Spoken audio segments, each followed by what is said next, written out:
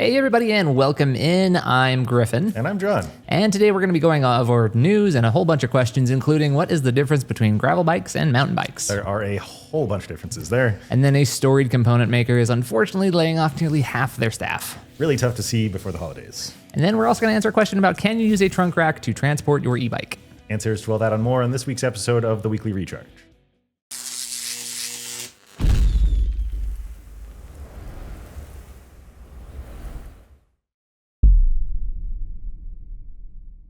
All right, so jumping straight into the headlines this week, starting things off with Outdoor Master has a recall on 24,000 kids' helmets.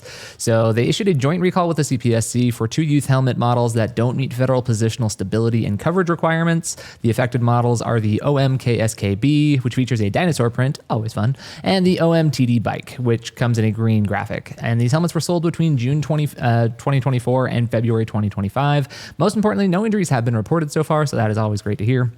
If you think you might have one of these helmets, we'll include a link in the description to the official recall page, and you'll find instructions there. You'll find instructions there on how to check your model and how to request a full refund if yours is covered. As always, hey, product recalls, they happen, and in this case, not due to anything bad, just a little bit of things wonky here. So again, if you bought a helmet like that, just check the recall notice. But Griffin, do you know of any companies that make adult helmets with dinosaur prints? Because I would totally buy one. I'll see what I can do, and maybe you'll get that for Christmas, John. Okay, yeah. If there's anybody out there, I'm all for it. But anyway, our next story is about trade data. So there's some new trade data released from the month of August, and that shows a continuation of July's uptick in Chinese bike imports. And now these have been kind of all over the map this year, just because tariffs have been the same way.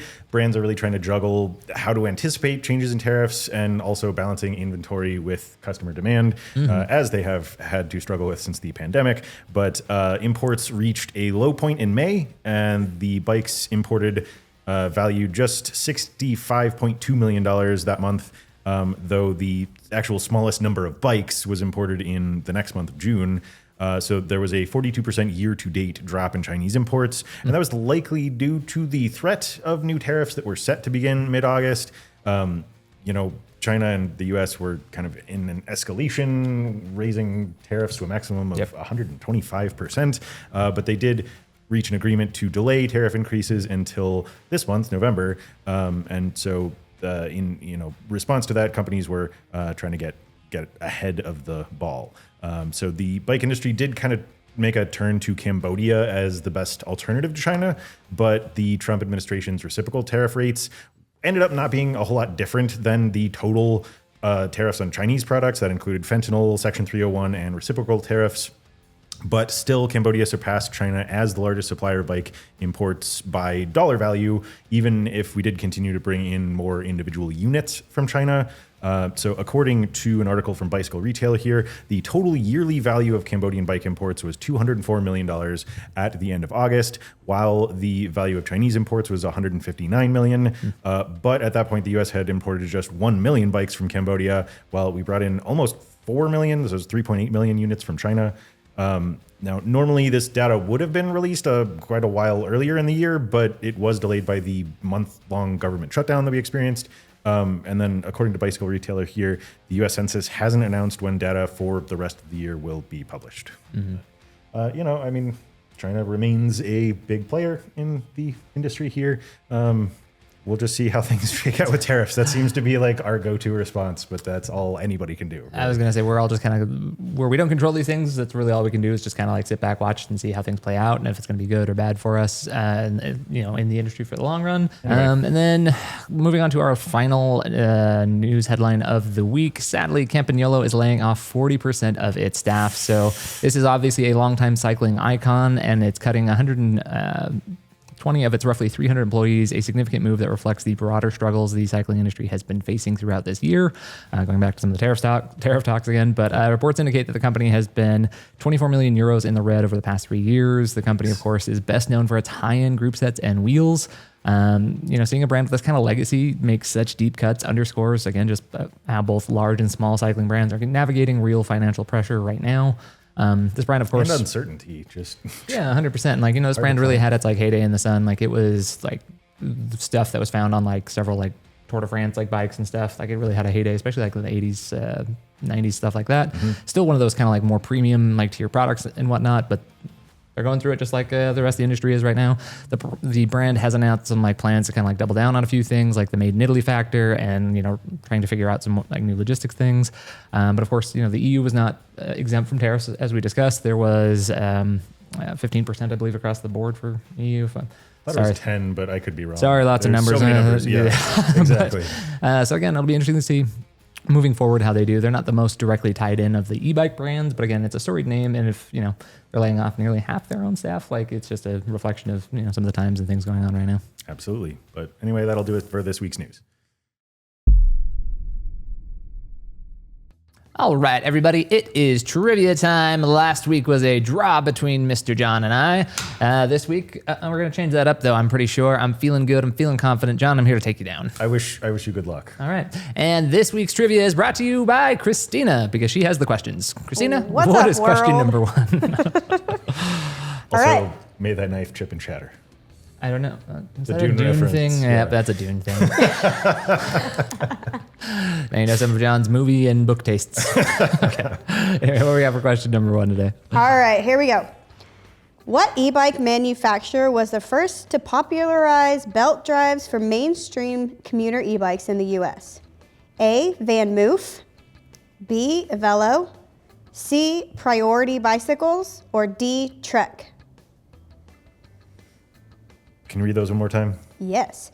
A is Van Moof, B is a Velo, C. Priority Bicycles, and D. Trek. Okay. Flip. Ooh, John takes the lead. yeah. It is C. Priority Bicycles. Your confidence, Griffin, I may know. get you. Not a strong start. We'll rebound. It's okay. It's okay. One for John. You're I'm not overconfident. looking John's at just you. looking smug over there. May your slinky fall down the stairs at an abnormal rate, or whatever you said to me to start this thing. That's in Dune, right? Slinkies. That's from Dune, right? Oh man! All I remember about Dune is the creepy fat guy. Wasn't there a creepy fat guy? There's in a that? creepy like fat the guy. OG. Yep. Yeah. I remember being pretty traumatized by that movie when I was little. I feel like he's creepier in the new ones, actually. Oh, Yeah. okay. Well, I mean, I don't know, different kinds of creepy. There's like probably things I can't say here. I was like, please define Yeah, different types of yeah. creepy for us. Yes, On the please. airwaves. Let's keep things moving. Fair here. enough. Question two. All right, number two. Which mid-drive motor brand is known for the Ultra motor with up to 160 Newton meters of torque? A. Broza, B. Bafang, C. Bosch, or D. Yamaha? Or as Michael says, Yamaha. Yamaha.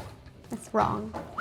Dang it. B is for Bafang. Woo! Now, when I asked how to say that word, it wasn't because that was the answer. Yeah. I actually didn't even know that. Sure. Potato, potato. I was like, I can't what? believe you broke this. Now every time I flip it, it's trying to like come off the rails here. You should sabotaged me yet again, You should Bozic. grab That's mine what off I'm my known desk. for. Yeah. Here, check this out. What? You should grab mine off my desk. Oh, It's next cool. next I'm week. paring it down. It's just we're Yeah. going skinny. Whiteboard I only. dropped it. Do Yeah. we Sorry, need guys. to invest in like those separators you had to have in school That as may a be kid? a Just good the idea. manila folder wall that we would like set up. So yeah, like no cheating from your desk partner. Yeah. Okay, number three. Okay. What does the H stand for in Bafang's popular M620 Ultra motor designation? A, high torque, B, heavy duty, C, high efficiency, or D, hub support? Can you read those one more time? The question or just the answers? The answers. Okay. A, high torque, B, heavy duty, C, high efficiency, or D, hub support? Okay. Oh, you're both losers. Wow. Well, as long as we're both losers together. B, heavy duty. Okay. Well, I'm just That was adding points my from the next last guess. question. I forgot. Yep. Yeah, I was like, oh. These are good questions then. You guys are both like, I know that you're struggling when you ask me to reread the Yes. options. Yeah, for That's sure. when we are going to make educated guesses. That's all they will be, is a guess. Are we that transparent, Christina? Yeah, Okay. yeah. I'm learning. It's been a few weeks. I would fail every week, so it's fine. All right, number four. Which brand created the first ever production e-bike with a dual integrated power tube battery design? A, Haybike, B, Gazelle, C, Reese and Mueller, or D, Bulls? One more time. That means John doesn't know for those following at home. Okay, so the first one is HAI bike. Hi bike. That's not the same as hey bike. It's Correct. high Correct. bike. Hi bike, Okay, I thought he typoed here. Okay, sorry. A, high bike, B, Gazelle, C, Reese and Mueller, or D, Bulls? Oh, John has stumped his brain. Okay. He short-circuited. All right. Oh, we're tied now. C, Reese and Mueller. That was my, yeah, I knew it was one of the two. Says Reese and Mueller with the Supercharger series. Okay. It's in the name. Oh, are we tied? We're tied now, right? tied. We're tied. Yes. 2-2. All right, number 5. Which European country has the highest per capita e-bike ownership as of 2024? A, Netherlands, B, Belgium, C, Germany, or D, Switzerland? Can you repeat those? That means he doesn't know. A, Netherlands, B, Belgium, C, Germany, or D, Switzerland? And this is per capita? Per capita. That's what makes it tricky. Yes, it does. Oh boy. All right, I'm going with. I'm gonna tell Michael these were good questions. These were some real. Yep. Okay. You are both wrong. Lame. When we fail together, The yeah. answer is A, the Netherlands, where roughly 50% of the population owns an e-bike. I was gonna say that, and I talked myself out of it last minute. Same. I yeah, would have 'cause- guessed Netherlands because we've talked about how bike-centric they're like. And I know they'd finally like shifted, and like e-bikes were becoming more and more a thing. But I was like, But it's also but like I feel pretty maybe flat and like, Belgium. Yeah. I don't know. Yeah. Yeah. Well, Alright. that's Alright, why. still You gotta go with tied. your gut. You know, you always go with the first instinct. Still tied. All right. Question 6. Question 6. A 48-volt, 15-amp-hour battery has approximately how many watt-hours? A, 520 watt-hours, B, 600 watt-hours, C, 720 watt-hours, or D, 850 watt-hours? Carry the 9. Add Multiply by 7. square root. Correct. C. And how did you find that? Volts times amps equals watt hours. There you go. Good job, guys. There's a math lesson for the day. Who knew? Right. Who knew, right? Something. Yeah. All right, final question, and we're still tied, yeah? Oh yeah. Yes. Yes. 3 apiece. It's not been our best day. Tiebreaker. Not but been our finest showing. no. Okay, number 7. What was the first year the U.S. imported more than 1 million e-bikes in a single year? A, 2019, B, 2020, C, 2021, or D, 2022?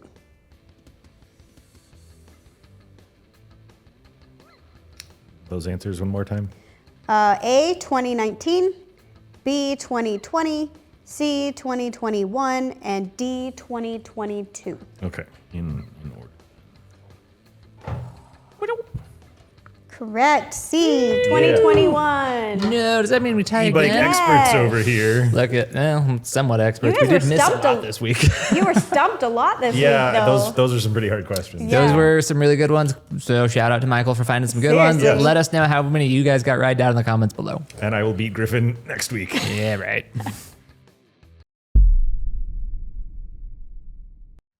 All right, so as you know, we talk mostly about e-bikes on this channel, but this is another entry in the Other Things Electric, where we take a look at things that aren't e-bikes. So we need Mo products for this segment. We need Mo and Mo products. That is absolutely right. And today we're going to be talking about the Neo Mo X, which is a robotic lawnmower by the brand Hooky. Honestly, this is really a cool bit of tech here. As you know, John and I are big tech enthusiasts. I love products that save me precious, valuable time, and that's exactly what this thing can do. Save that 30 to 60 minutes, however long you spend mowing your lawn on the weekend. Go for a bike ride instead. Let this little thing just mosey about your lawn and cut it for you. I think it is really awesome stuff here. So let's kind of run through some of the features that it has and talk a little bit more about it. So the X model is good for mowing up to 1 acre of grass thanks to its 18 volt, 13 amp hour battery. And it can cut, different grass heights from 1.2 inches up to leaving it a little bit longer at 3.3 inch grass height.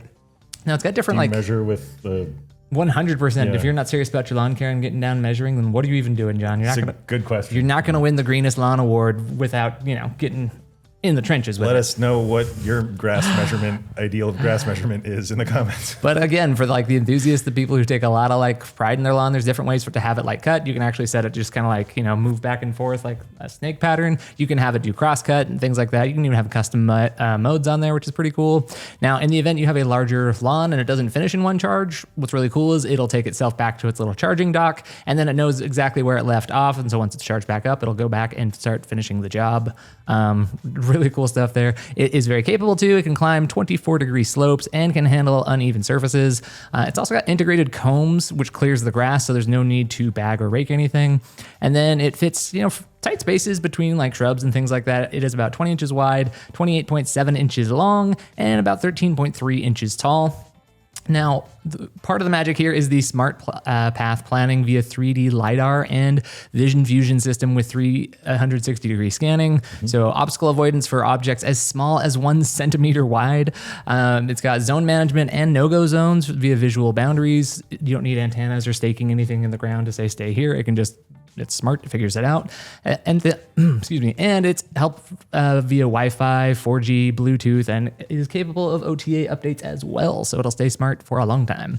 Crazy high tech. Now it's got some safety and security built in as well. It's got lift, tilt, flip sensing. It's got rain detection and IPX5 ratings. Now it's got anti-theft features built into it as well, including GPS tracking. You'll get app notifications on your phone and verification of ownership required to operate it. So overall, what we like about it, again, we're just big fans of anything that can save us time. Time's the most valuable of all the commodities. Like I said, I'd rather be out on a bike ride. So let this thing do the hard work on the Saturday while you go and enjoy time. One other thing I like about it too, it's got a removable battery. I love tech when it has removable batteries. If they get old, you need to replace them, whatever. You can actually do that on this one as well. So again, this is a pretty cool product. Check out the Neomo X robotic lawnmower by Hookie.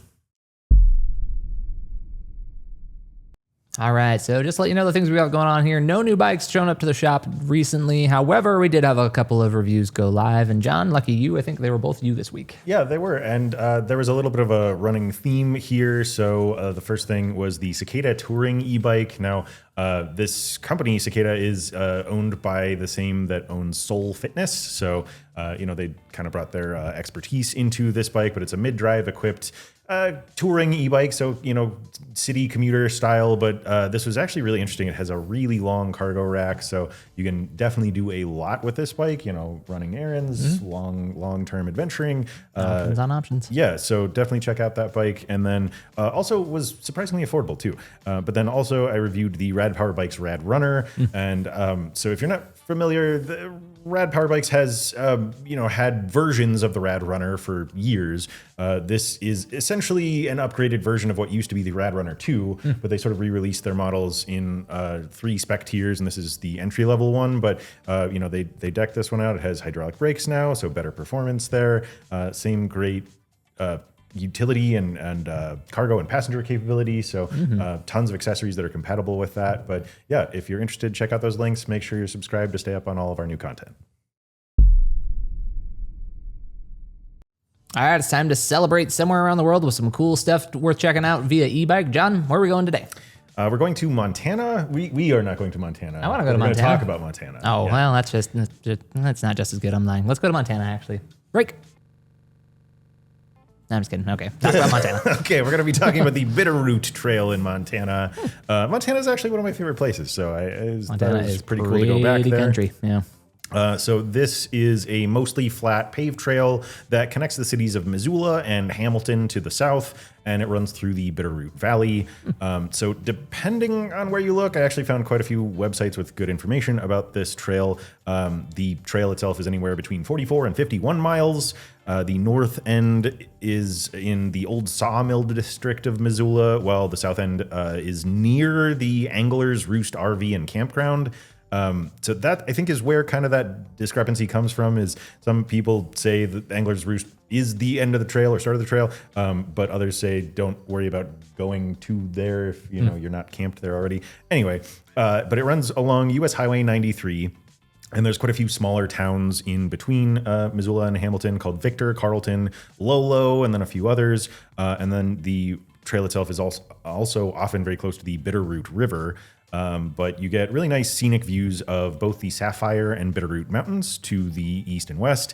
There are a whole bunch of cool attractions along the way, good for a nice day trip or 2-day trip, whatever. There's the Historical Museum at Fort Missoula that is a group of more than a dozen historical structures that display regional and cultural heritage.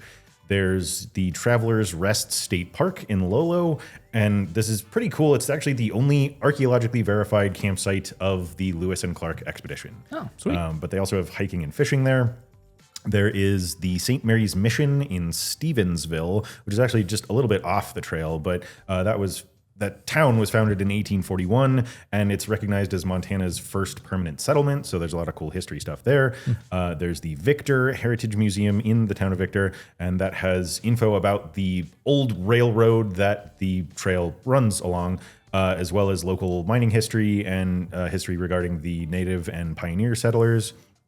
And then eventually the goal is for this trail to connect to the 3,700-mile Great American Rail Trail. We have not talked about that on the show, but when that is done, that will be a rail trail that literally runs. We have not yet. I mean, I think we've hinted at pieces of it, but I think we've written about it like on the website and stuff over the years or something, because I'm like, I know I've dove into that, but I you might be right. Yeah, I don't think we talked about it on the show, huh? Yeah, because it's still in the works. I was like, but it's not completed yet. When it is complete, yeah, this will Fair be a country-spanning rail trail. It's still in the works. It's been in the works for a while, but this trail will be part of it. But then, anyway, as you are going along the Bitterroot Trail, you've got some good amenities here. There's a lot of bed and breakfasts in Missoula. There's a few campgrounds along the way. There's Chief Looking Glass Campground, which is outside of Florence. That also has great fishing. There's the Bass Creek Recreation Area that has hiking trails and camping there. There's the Stevensville Hotel. So again, that was that first settlement in Montana. And there's a hotel there that was built in 1910. They actually cater specifically to bicycle camping, which is pretty interesting. Oh, yeah. And then that Angler's Roost at the south end of the trail that makes a great home base if you're on like a cross-country adventure or you just want to park for a little while.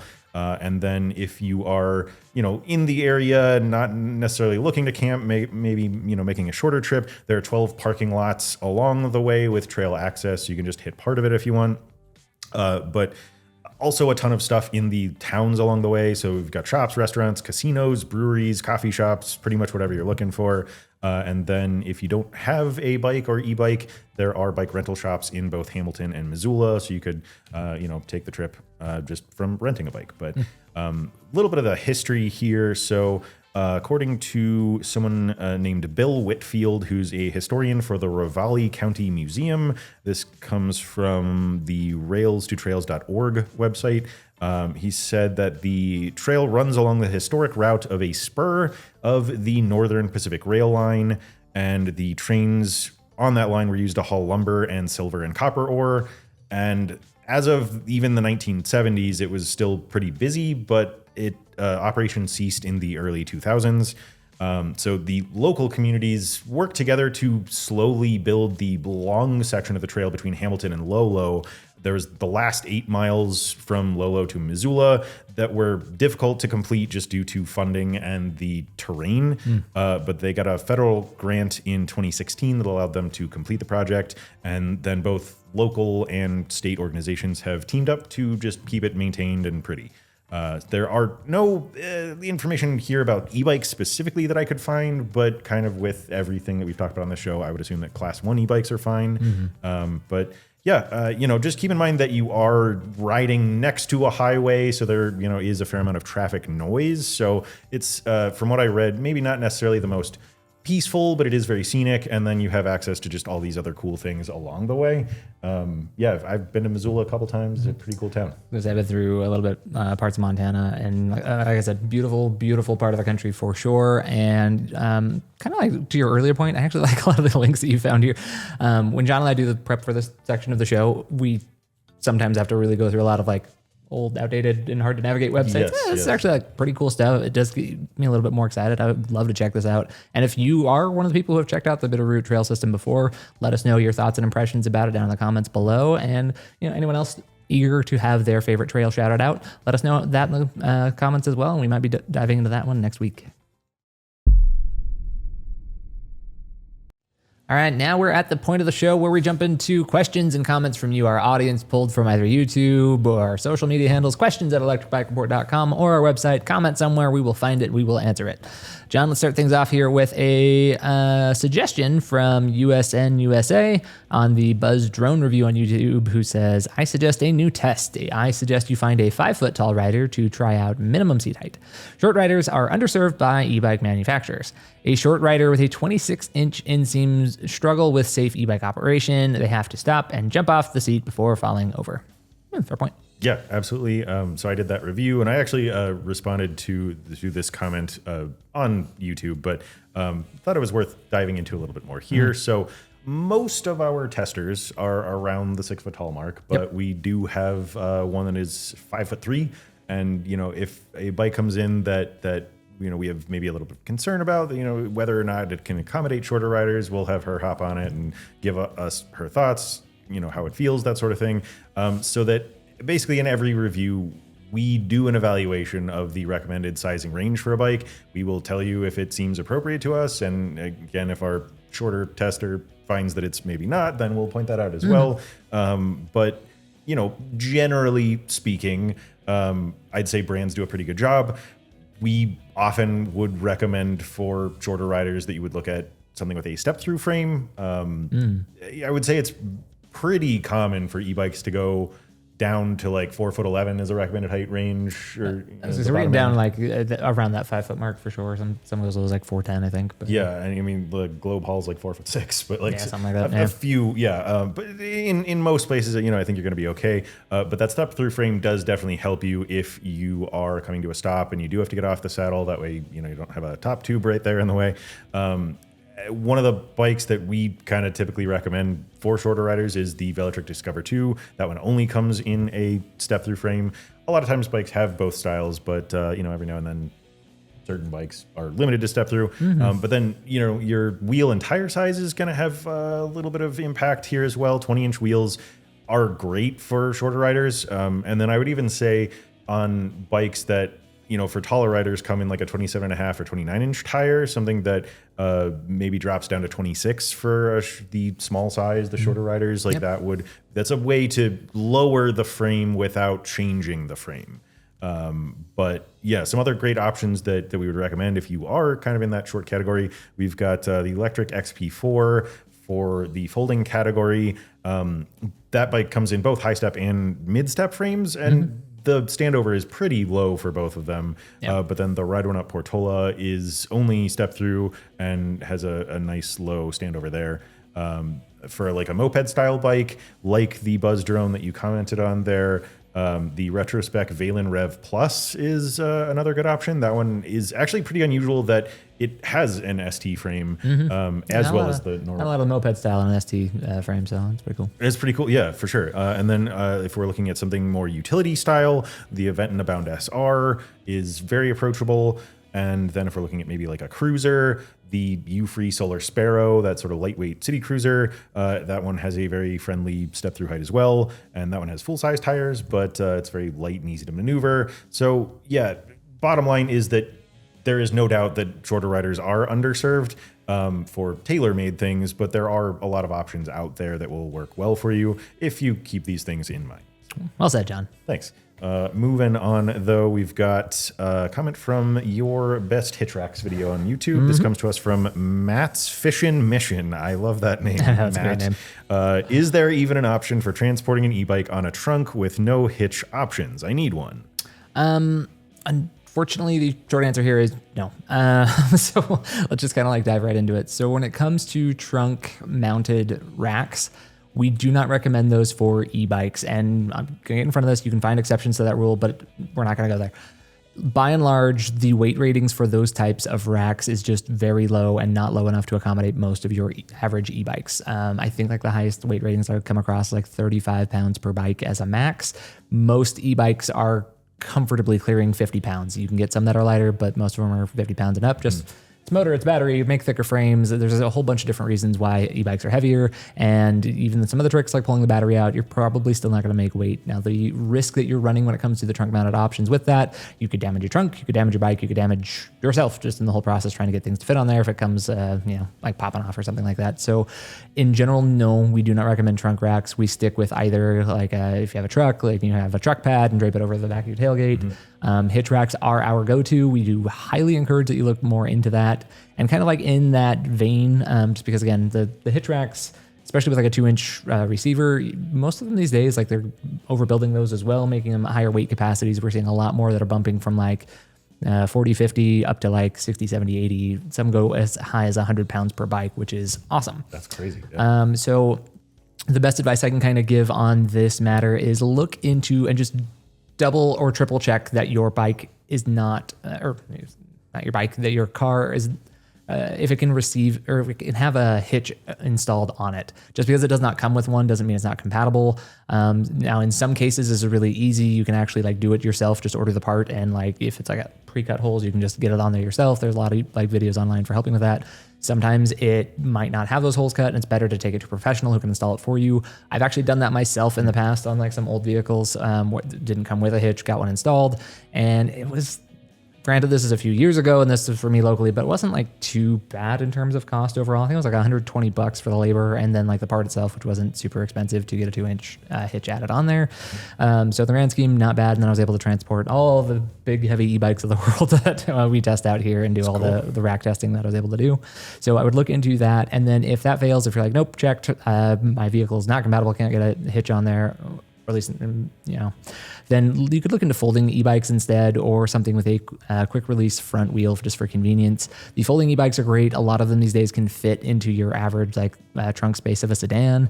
And when it comes to getting a bike just like in the back seat or something like that, honestly, if you can just take that front tire off and then just position the handlebars, you can usually like get them in there and sit somewhat comfortably in the back seat.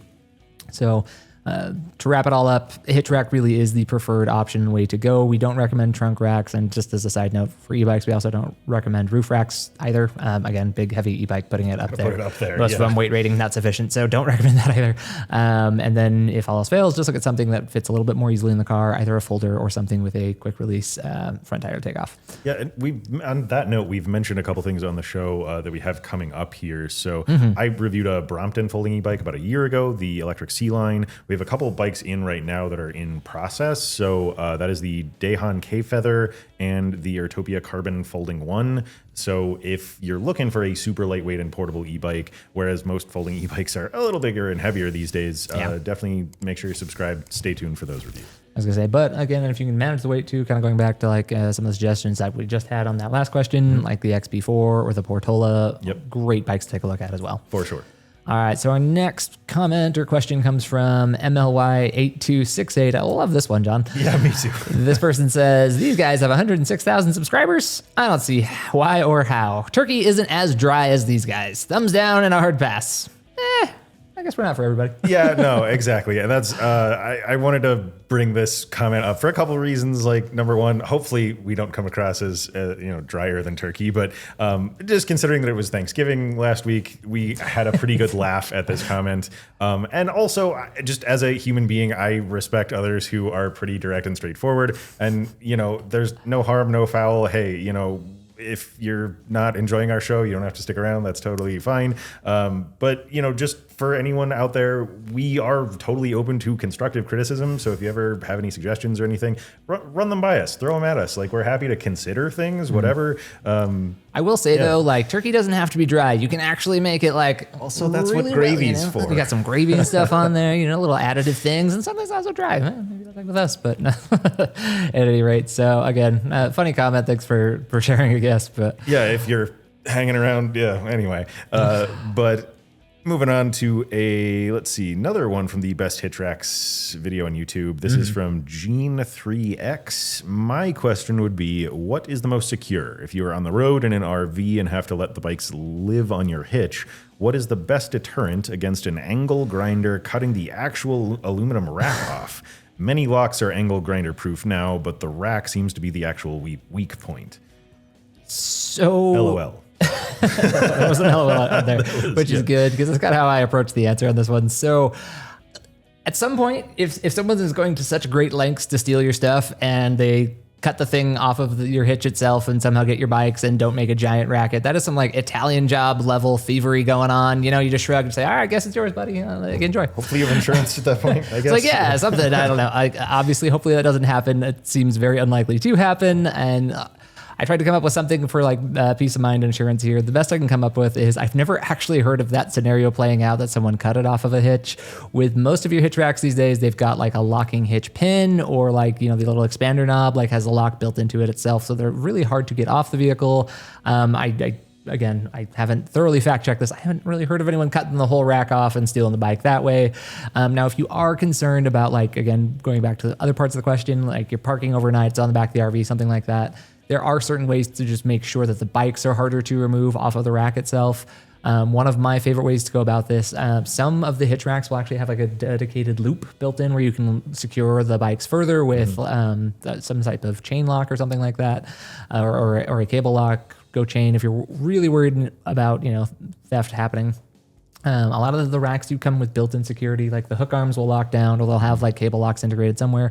But again, if you want to go over the top, you can just get one of my personally favorite named products in anything, anywhere, the Kryptonite. Forget about it. It's still like forget about it. Yeah, just forget about it. You're not gonna steal that bike. It's like a 3-foot long, heavy-duty chain with sold secured gold ratings. It is really hard to cut through. It might take 2 of them to thoroughly wrap around your bike, and then wrap it through the loop if, you know, the rack has it. You can also like wrap it around the spine or something of the rack itself. No one's going to get through that quickly or quietly, I promise you on that. So that's a good way to like kind of keep things secure. And then just going back to like, you know, a couple of racks that I do like and recommend for this type of, you know, heavy duty chain. The Hollywood Racks Cross Track does include one of those like little looping areas that I mentioned before where you could loop it through. The Yakima On-Ramp LX as well has great structural bars, some running like horizontally, areas that you can loop through as well. Hopefully it keeps the bike on the rack a little bit better. So bottom line, to anyone watching this, again, cutting the rack itself off, hopefully that's not an epidemic I'm unaware of. I was going to say that just thinking about that logistically, that seems like at least a 3-person job, maybe a 5-person. You got to have like one person holding each side of the rack while the other person cuts. I don't know. Like I said, it's an Italian job level thing here. Exactly, if you're like pulling the whole thing, I could see like someone cutting like the arms off that are like locked down or something like that. Maybe that's quicker and easier, and then you pop the bike off. But again, it's very rare, very uncommon.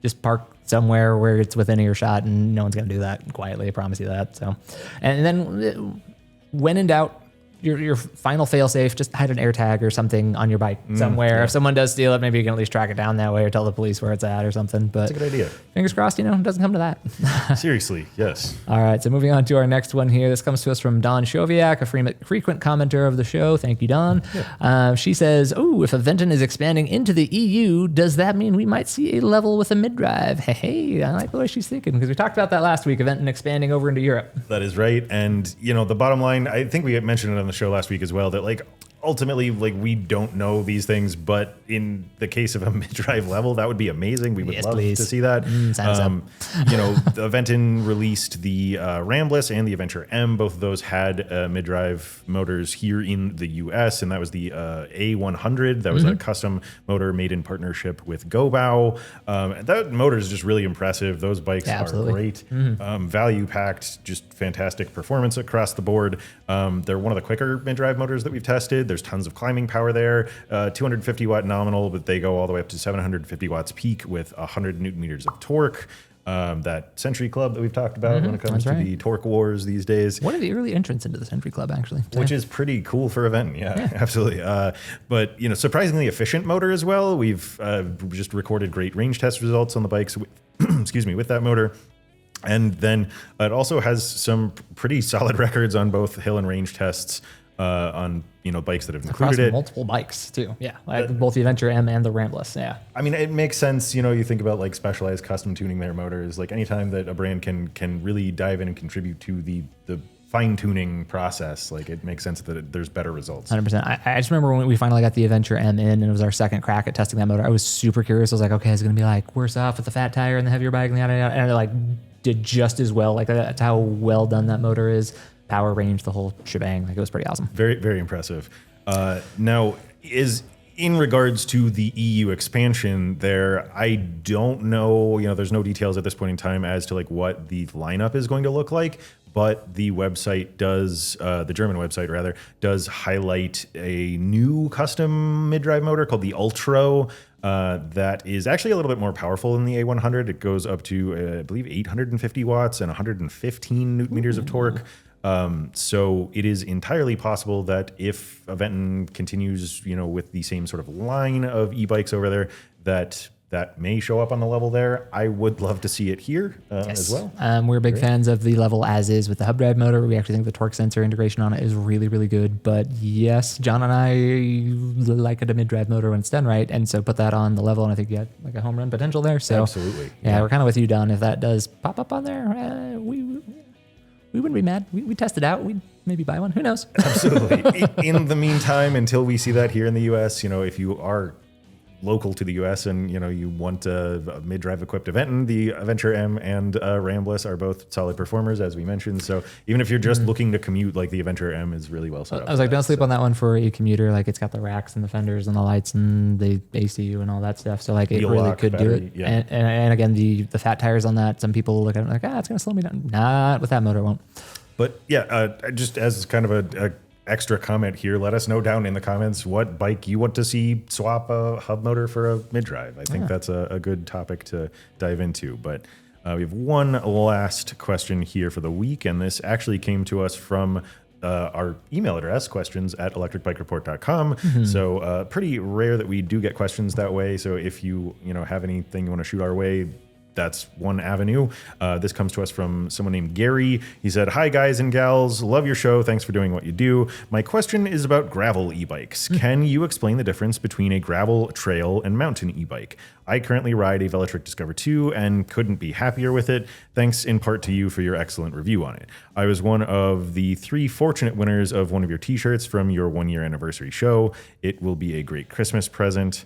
And yeah, we wanted to definitely get into the details here. Yeah, 100%. Thank you so much for the question, Gary. We were actually talking about this one a little bit off camera with Christina earlier, and it's like, this is like great, perfect question. We were all at this stage at one point or other of what's a gravel bike versus a trail bike versus whatever, So great question. So let's kind of like jump into some of the basics here. So gravel bikes, they share much in common with road bikes. So they are lightweight with the frames, are relatively narrow tires, and they typically have drop bars and a moderately aggressive like riding posture. They also typically feature between like 45 to 50 mil wide tires these days. They may be smooth, but usually a little bit like knobbier, sometimes full on chunky. They have minimal suspension typically, though this is becoming a little bit more common to see some brands sneak a little squish in on those. Trek in particular. And then, especially with gravel e-bikes, their motors are typically lower power and smaller batteries. Again, we're trying to like minimize the heft there. And this is like a crowd. They're kind of like runners and sprinters. Like they really love the activity. So it's probably got a little bit more, like small to moderate power on that spectrum. Supplemental power. Yeah. Supplemental is a great way to put it. And it could be a mid-drive or a rear hub motor. We've seen both kind of used and employed. There's not a right or wrong per se, but yeah. And they're best suited for relatively smooth, unpaved dirt or gravel roads and paths. Now, mountain bikes is a whole other large category here. They're typically larger and heavier and more powerful than gravel bikes. They've got wider, chunkier tires, typically flat bars, and come more often than not with mid-drives like 99.9% of the time. So mountain is a blanket term that covers a whole bunch of different styles. I'm going to stick with kind of like the big 4 here. We're going to be talking XC or cross country, your trail, your enduro, and your downhill. To the diehards out there who are shouting, what about all mountain? What about down country? I know there's others, but we'll stick with the basics today. Yeah, and Gary did want specifically trail in there. He did ask for trail. So trail it makes up part of that. We're going to kind of move from like the cross country over to like the more downhill focused type thing. So with cross country, you're getting typically like your lightest mountain bikes, and they are made for quick, efficient travel and agility when climbing. So a huge part of these different styles is actually the head tube or seat tube angles. The steeper you go, the better it's going to be at things like climbing. And the trade-off is being a little bit worse when it comes to downhill. I'm going to pause you there for a second, just since we're kind of talking to newbies who may not be familiar with these terms. So fair place steep, to pause me. Slack. Yes. Steep, slack. Yes. So as we describe these things, Yes. something to keep in mind. So these bikes will typically come with 120 the cross country again will come with 120 millimeters of suspension travel from the fork. They can be a hardtail, they can be full suspension. You get a bit of both. And again, they're not ideal for like extremely technical terrain, again, especially going downhill where it just doesn't feel quite as planted. Going back to those things, the slacker, like the head tube angle, for example, you're typically elongating the wheelbase a little bit, just a little bit more planted when you're pointing that direction. Now, when it comes to trail bike, that's a little bit of a step. Things are a little bit more slack, a little less steep. Hopefully you're following along with that. So this is an all-arounder. It's kind of more jack of all trades, made to be competent across a wide variety of terrain. You can find 120 to 150 millimeters of suspension in this category. The geometry favors both climbing and descending, a little bit slacker than XC, but steeper than Enduro. It's able to handle technical terrain. Again, it can be hardtail or full suspension, although you're starting to see things a little more common for full suspension in this category. And then Enduro is intended primarily for descending, optimized a little bit more that way, but it can kind of sort of climb, and especially with e-bikes, I think the Enduro category is one of the biggest beneficiaries of electric bikes specifically because they're not as fun to pedal going up, but with a motor, negates a lot of that. Yep. So built with heavy high-end components for big impacts, usually between 150, 180 millimeters of travel on the fork, slacker geo again than trail bikes, and it's able to handle the steep technical descents with speed and virtually always full suspension on this. And then downhill, this is... The name says it all. You were pointing that thing down. These are the types of bikes you often take like a shuttle service up, so you can just go down. They're not built really for climbing super well. Again, you can do it on e-bikes though. Like Red Bull Rampage stuff. Exactly. So 180 to 200 millimeters of suspension travel on the fork. You can even find dual crown stuff here. It's the slackest geometry for the steepest and rowdiest descents. Not really intended for climbing again, but it's kind of the general picture of the four big categories as opposed to gravel, which is, if it's close to anything, it's like closer to like the XC side of things typically, but there's a little bit of a distinction there. So hopefully that helps clarify it a little bit. Again, that's a very large topic and we could go very, very deep there, but hopefully that helps with like the basic understanding. Questions that John and I and Christina and everyone has had once upon a time, sooner or later. So thanks for asking and giving us a chance to share with everyone else too. Yeah, hopefully you guys learned something. If there's any questions you want us to answer next week or in future episodes, you can drop those on any of our individual reviews, either here on YouTube or at the website. You can drop them here in this show's comments or questions at electricbikereport.com. All right, it's time for Deals of the Week. Deals of the week. And it is the season for deals. Indeed it is. That's right. So obviously we passed the Thanksgiving holiday and Black Friday, but as far as Black Friday, Cyber Monday, there are still a lot of the same deals out there. We are seeing quite a few things. So we aren't sure if those are going to expire by the time this episode airs, but it's always possible. So we're not going to highlight specific things this week, but just sort of talk broadly about what's going on that we're seeing. Yeah, 100%, because things might be changing. We are seeing some brands who are like moving on with like different types of deals. For example, like Scott Sports, it started like a 12 days of Christmas or of holidays or something like that sale. And I noticed day one included the Scott Lumen and Scott Voltage, two lightweight EMTBs that we've tested out from them. We're like 35% off. So it looks like you can still find some new deal campaigns moving forward. But like John said, just there's a lot of sales still kind of like lingering. I don't know when those come down. So shop while the shopping's good. Brands are typically motivated this time of year to keep the sales going, even if they like already sold you a bike. Maybe they want to sell you some accessories to go along with it. There's still a lot of like lingering deals for sure. Yeah, we're checking websites daily. We would maybe advise you to do the same thing if you've got your eye on one, but you can always check our main hub. That's the Black Friday and Cyber Monday deals page, as well as our best lists. We'll link down to those in the video description there. But yeah, again, a lot going on. Nothing specific to talk about here, but there's plenty of good deals to be had. If you're wondering why I'm smiling, because before we started this take, John did a Johnny Bravo impression and it was spot on for those who know the reference. But anyway, every week we like to highlight someone from our audience because we can't do the show without you guys. So a way of saying thank you. We pick a Rider of the Week. John, who do we have this week? Well, before we say that, I feel like I can't disappoint the audience and I have to say, do the monkey with me. That's right. But there you go. Anyway. You actually did it. I'm so proud of you. I can't leave everybody hanging. That's so right. Anyway, we are highlighting a rider from last week's episode of the show. This comes to us from Vox Mobius.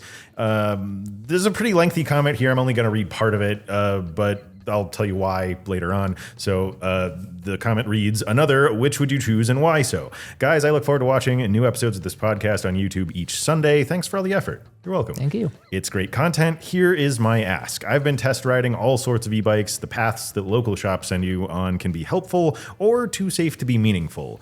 Quote, stay within the strip mall parking lot. So they are not apples to apples comparisons like yours.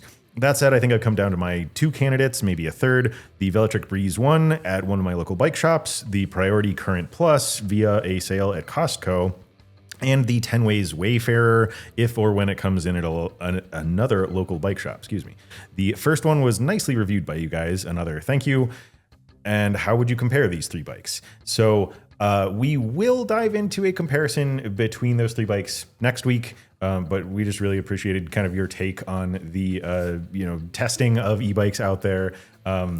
Now, definitely stay tuned for that deep dive next week. I will point out that we've only reviewed one of those three bikes.